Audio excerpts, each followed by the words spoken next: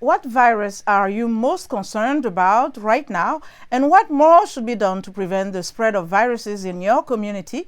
Here are some reactions from the DRC.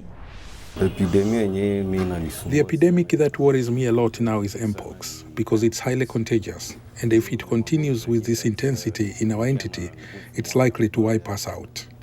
To protect myself, I follow the advice of health professionals. I respect the barrier measures, and when we are asked to be vaccinated, I won't hesitate to protect myself. The health authorities need to increase the number of vaccinations, step up public awareness campaigns, and make batches of condoms available, because the disease is also transmitted rapidly by sexual intercourse. Sanitation is a challenge in many households, which is why cholera is springing up in the town. There are many places where rainwater stagnates. There are hardly any dustbins left in the plots. The population density is becoming too high. We are drinking water from the lake, which is sometimes not as available from the taps. In short, the population is exposed to the cholera epidemic that authorities do not know how to control.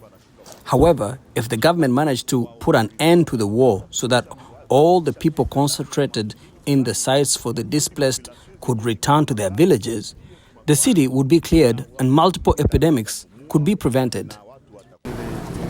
I have noticed that the spread of cholera depends on the negligence of the population. We hardly respect hygiene measures, and if you go to the displaced persons' camps, you'll see that people are crammed into small shacks, and that doesn't save them from contamination.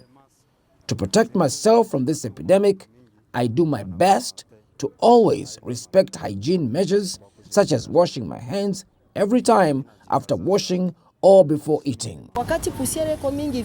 When there's a lot of dust in the air and people are supposed to breathe it, it causes flu.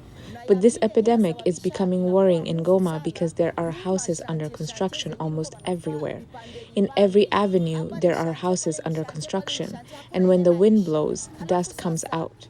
Residents are also throwing leftover building materials like cement all over the place, and that's why flu is becoming an epidemic now. To protect myself from flu, I try to keep clean and well covered.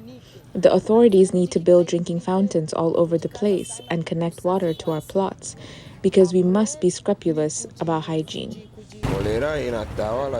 Cholera is becoming a threat in the town because of the difficulties in observing hygiene measures.